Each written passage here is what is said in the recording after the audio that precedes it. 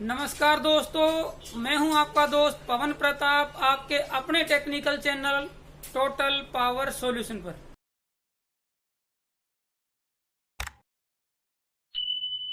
तो आज की जो वीडियो है वो भी काफी महत्वपूर्ण वीडियो है।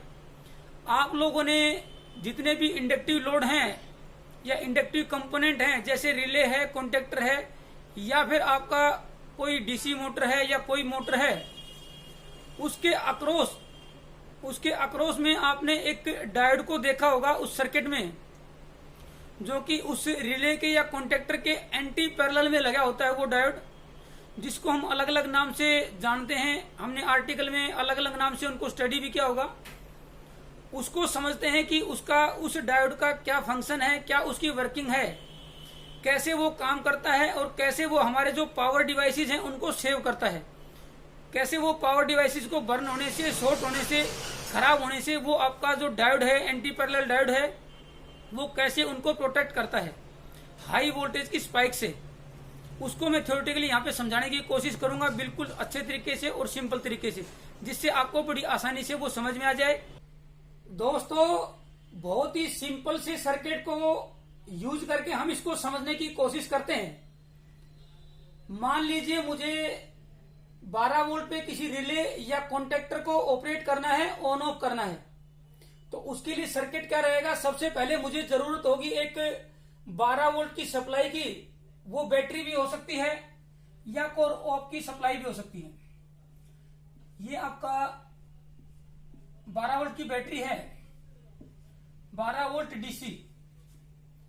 अब इसके पॉजिटिव को हम कनेक्ट करेंगे रिले या कॉन्टेक्टर की कॉइल के एक एंड पे। रिले का जो दूसरा एंड है उसको हमें कंट्रोल करना है, जब चाहे तो ऑन करे, जब चाहे तो ऑफ करे। उसके लिए कंट्रोल करने के लिए मुझे यहाँ पे ट्रांजिस्टर या मोसफेट लगाना होगा। अगर हमारा रिले हाई रेटिंग का है या कॉन्टेक्टर हाई रेटिंग का है तो यहाँ पे पावर ट्रांजिस्टर या पावर मोसफेट लगाना होगा, वरना आप ट्रांजिस्टर लगा के उसको यूज कर सकते हैं। मैं यहाँ पे मोसफेट लगा लेता हूं।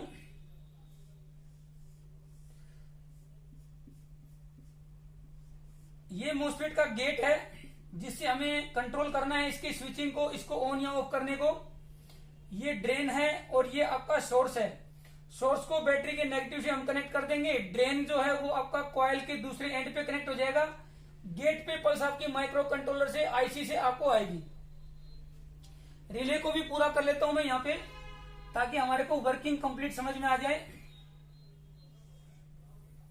ये 3 पॉइंट हैं, एनसी, एनओ और आपका कॉमन पॉइंट जो है एक स्प्रिंग की मदद से दूसरी तरफ खिंचाव इसका रहता है, ताकि ये कॉमन पॉइंट जो है वो आपका एनसी से यहां पे कनेक्ट हो। दूसरी तरफ अगर आप देखेंगे तो ये आपका एनओ से अलग होता है कॉमन पॉइंट। ये स्प्रिंग इसको इधर खींच के रखती है, तो ये आपका एनसी से जुड़ा होता है। अब मुझे इस कॉन्टेक्टर या रिले को करना है ऑन। उसके लिए मैं गेट के ऊपर दोस्तों एक पॉजिटिव सप्लाई दूंगा माइक्रो कंट्रोलर से। जैसे ही सोर्स के रिस्पेक्ट में गेट पे पॉजिटिव सप्लाई आएगी तो ये आपका मोसफेट जो है ये कंडक्ट करने लगेगा। इसका ड्रेन और सोर्स जो है एक दूसरे से जुड़ जाएगा, इंटरनली कंडक्शन हो जाएगा। यानी कि मैं अगर कहूं सिंपल तरीके से तो ड्रेन और सोर्स आपके जुड़ जाएंगे। यानी कि पॉजिटिव 12 वोल्ट जहां से मिल गई है और नेगेटिव जैसे ही मोसफेट के गेट पे पल्स आएगी तो ये आपका नेगेटिव भी इसको मिल जाएगा। पॉजिटिव नेगेटिव मिलते ही ये जो कॉइल है ये आपकी एनर्जाइज हो जाएगी। इसके अंदर से करंट फ्लो होना शुरू हो जाएगा ऑन की कंडीशन में। ऑन की कंडीशन में करंट ऐसे आएगा और ऐसे होते हुए मोसफेट के थ्रू इसका सर्किट जो है वो पूरा कंप्लीट हो जाएगा। नेगेटिव पे ये आपका करंट यहाँ पे पहुंच जाता है, सर्किट कंप्लीट। ये जो कॉइल है ये एनर्जाइज हो जाएगी। एनर्जाइज का मतलब दोस्तों इसका इर्द गिर्द जो है एक इलेक्ट्रोमैग्नेटिक फील्ड बनेगा। यानी कि इसके अंदर एनर्जी स्टोर हो जाएगी in the form of electromagnetic field. एक इलेक्ट्रोमैग्नेटिक फील्ड के रूप में यहाँ पे एनर्जी स्टोर होगी और वो इलेक्ट्रोमैग्नेटिक जो फील्ड है वो एक मैग्नेट की तरह इस कॉमन पॉइंट को अपनी तरफ जो है खींच लेगा और इसको एनसी से हटा के एनओ पे जोड़ देगा। ये है रिले का ऑन कंडीशन में वर्किंग। अभी तक कोई प्रॉब्लम नहीं है। प्रॉब्लम दोस्तों आएगी रिले को ऑफ करने पे। वो कैसे आती है समझते हैं। जैसे ही मुझे रिले को ऑफ करना है, ऑफ करने के लिए मैं यहाँ पे जो पल्स है उसको लो करूंगा, यहाँ पे गेट की जो वोल्टेज है उसको लो करूंगा। जैसे लो करूंगा तो ये जो आपका मोस्फेट है, ड्रेन और सोर्स के बीच में इसकी कंडक्शन ओपन हो जाएगी। दूसरे तरीके से कहूं तो ड्रेन और सोर्स जो है आपका इलेक्ट्रिकली ओपन हो जाएंगे। ये यहाँ पे इलेक्ट्रिकली कंडक्शन के लेवल पे ओपन हो जाएंगे। अब क्या होगा, इस इंडक्टर की ये आपकी कैरेक्टरिस्टिक्स है, इसकी खासियत है कि इसके अंदर से जाने वाले करंट के चेंज को ये अपोज करता है। यानी कि ऑन करेंगे तो इसके अंदर से करंट को ये आने नहीं देगा, बढ़ने नहीं देगा, और ऑफ करेंगे तो अगर इसके अंदर से करंट बह रहा है तो उसको एकदम से जीरो नहीं होने देगा। जितना भी करंट इसके अंदर से चल रहा है, ऑफ करते ही तुरंत वो उस करंट को जीरो नहीं होने देगा। यानी कि क्या होगा, मोस्फेट को ऑफ करने के बाद भी इस कॉइल के अंदर से करंट आपका बहता रहेगा। मान लीजिए फ्रैक्शन ऑफ मिली सेकेंड के भी कुछ हिस्से के लिए वो करंट आपका बहता रहेगा मोस्फेट के ओपन होने के बाद भी। लेकिन क्योंकि हमने यहाँ पे मोस्फेट को यहाँ पे ऑफ कर दिया है तो वो करंट जाएगा कहां, क्योंकि पाथ तो यहाँ पे ओपन हो गया, सर्किट यहाँ पे ओपन हो गया, तो जो करंट ऑफ करने के बाद भी इसके अंदर से बह रहा है वो जाएगा कहां। तो दोस्तों एक्चुअली होता क्या है, मैं दूसरे तरीके से समझाता हूं कि ऑफ करने के बाद जो आपका इलेक्ट्रोमैग्नेटिक फील्ड था, इसका जो एनर्जी स्टोर थी इलेक्ट्रोमैग्नेटिक फील्ड के रूप में इसके इर्द गिर्द, ऑफ करने के बाद जो इलेक्ट्रोमैग्नेटिक फील्ड है वो आपका कोलैप्स होता है, सिकुड़ता है। यानी कि वो मैग्नेटिक फील्ड, क्योंकि उसको उधर से ऊर्जा नहीं मिली तो वो आपका इलेक्ट्रोमैग्नेटिक फील्ड यहाँ पे कम होना शुरू होता है। और जब तक वो इलेक्ट्रोमैग्नेटिक फील्ड जीरो नहीं होता तब तक इसके अंदर से करंट बहता रहता है। तो हुआ क्या कि वो इलेक्ट्रोमैग्नेटिक फील्ड जो है वो हमारा इलेक्ट्रिकल एनर्जी में कन्वर्ट होगा, और वो इलेक्ट्रिकल एनर्जी जो है हमारे को यहाँ पे इस मोस्फेट के ड्रेन के इस पॉइंट पे एक हाई वोल्टेज की स्पाइक्स के रूप में हमें मिलती है। ऑफ करने के बाद जो एनर्जी है वो आपकी एकदम से यहाँ पे हमारे को एक हाई वोल्टेज की स्पाइक्स के रूप में मिलती है। बिल्कुल सिंपल तरीके से समझाता हूं एक फिजिक्स की लैंग्वेज में, कि जैसे ही हमने इसको ऑफ किया तब भी मिली सेकेंड्स के लिए, फ्रैक्शन ऑफ मिली सेकेंड्स के लिए करंट बहता रहता है। ये आपका इधर से इधर, अब वो करंट बहता रहता है। अब ये जो हम डायरेक्शन यहाँ पे देख रहे हैं वो कन्वेंशनल करंट की है। ये जो कन्वेंशनल करंट होता है उसकी डायरेक्शन है ये। एक्चुअल करंट इसके अपोजिट साइड में बहता है। एक्चुअल करंट का मतलब हो गया फ्लो ऑफ इलेक्ट्रॉन्स, यानी कि ये करंट मिली सेकेंड के लिए इधर बहेगा। इसका मतलब ये हुआ कि जो इलेक्ट्रॉन होते हैं वो आपके इस तरफ फ्लो करेंगे, इस तरफ इलेक्ट्रॉन्स इधर फ्लो करेंगे ऑफ करने के बाद कुछ टाइम के लिए। अब ये जो इलेक्ट्रॉन है ये नेगेटिवली चार्ज पार्टिकल है। इसका मतलब क्या हुआ कि उस मिली सेकेंड्स के लिए ये जो इलेक्ट्रॉन है वो इधर से इधर जा रहे हैं। इसका मतलब इलेक्ट्रॉन इधर गए तो यहां पे बचे होल। होल जो है वो आपका पॉजिटिव है। इसका मतलब यहां से नेगेटिव जो इलेक्ट्रॉन थे वो इधर गए तो यहाँ पे होल बचे, वो पॉजिटिव हैं। इसका मतलब उस मिली सेकेंड में यहाँ पे होल्स की संख्या ज्यादा हो गई। होल्स का मतलब यहाँ पे पॉजिटिव वोल्टेज ज्यादा हो जाएगी उस मिली सेकेंड के लिए, जितनी मिली सेकेंड के लिए यहाँ पे करंट फ्लो होता है। तो यहाँ पे अगर 12 वोल्ट है तो यहाँ पे ओवरशूट करके ये आपका 50 वोल्ट भी हो सकता है। यहाँ पे वोल्टेज 50 वोल्ट भी हो सकती है, 70 वोल्ट भी हो सकती है। वो डिपेंड करता है कि इस कॉइल का इंडक्टेंस कितना है। बिल्कुल सिंपल भाषा में मैंने बता दिया है कि ऑफ करने के बाद भी करंट चलता रहता है। जो करंट आपका इधर से इधर चलता है वो आपका, इसका मतलब कन्वेंशनल है।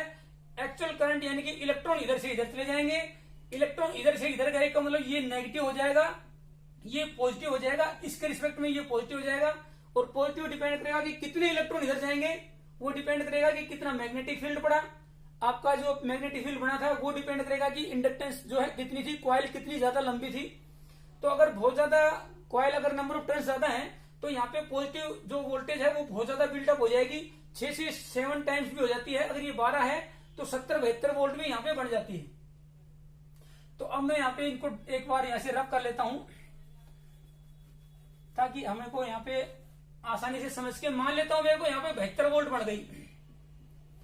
अब मेरा जो ये मोस्फेट है इसकी ड्रेन सोर्स की जो वोल्टेज है इसके डाटा शीट में, वो मान लेता हूं 30 वोल्ट है या 50 वोल्ट है। इसकी जो ड्रेन सोर्स के अक्रॉस ये वोल्टेज हैंडल कर सकता है वो 30 या 50 वोल्ट है, लेकिन यहाँ पे 72 वोल्ट बन गई ड्रेन सोर्स के अक्रॉस। तो ये जो मोस्फेट, ये 72 वोल्ट है, ये इस मोस्फेट को डैमेज कर देगी, बस्ट कर देगी, इस मोस्फेट को ये खराब कर देगी ये वोल्टेज, क्योंकि इसके अक्रॉस हम 50 वोल्ट या 30 वोल्ट से ज्यादा इसके अक्रॉस हम नहीं दे सकते हैं, ये इसकी डाटा शीट में है, तो ये उसको 72 वोल्ट डैमेज कर देगी। अब इस चीज को ये डैमेज ना करे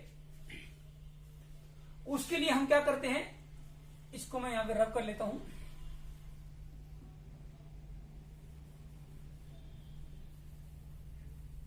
अब क्या करेंगे दोस्तों, हम यहां पे एक डायोड लगाएंगे इस तरीके से। एंटी पैरेलल ये डायोड है। एंटी पैरेलल क्यों? क्योंकि कॉइल के पैरेलल में है, लेकिन एंटी क्यों है? क्योंकि ये जो आपका बैटरी का पॉजिटिव है वहां पे डायोड का कैथोड है, यानी कि पॉजिटिव पे डायोड का कैथोड, यानी कि ये एंटी है और कॉइल के पैरेलल में, इसलिए एंटी पैरेलल डायोड इसको कहते हैं।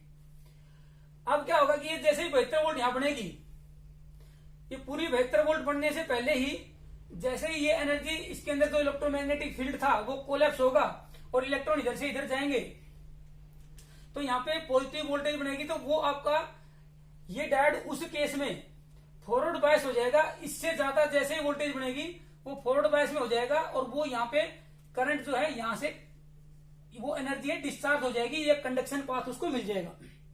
कंडक्शन पाथ ऐसे मिलेगा, करंट कुछ मिली सेकंड के लिए ऐसे बहेगा, लेकिन वो इधर आपका वोल्टेज बिल्टअप करने की बजाय वो तुरंत यहां से डिस्चार्ज हो जाएगा आपके सोर्स में ही, क्योंकि सोर्स 12 वोल्ट है। जैसे यहाँ पे 13, 14, 15 वोल्ट बनेगी वो आपका इधर से कंडक्ट करेगा और 12 वोल्ट के चला जाएगा, क्योंकि 12 के मुकाबले में 14, 15 ज्यादा वोल्टेज है, तो वो आपका इस तरफ डिस्चार्ज हो सकता है 12 वोल्ट पे भी। 14, 15 वोल्ट आपके 12 वोल्ट में जा सकती है, क्योंकि हाई वोल्टेज लो वोल्टेज की तरफ कंडक्ट करती है। तो ये आपका डिस्चार्जिंग पाथ इसको मिल गया। अब दोस्तों नॉर्मली हम इसको, अगर आपको रिले वगैरह पे यूज करना है तो 1N4007 यहाँ पे यूज करते हैं। अब एक सवाल यहाँ पे और भी है कि डिस्चार्जिंग पाथ ये क्यों लिया, यही क्यों नहीं लिया?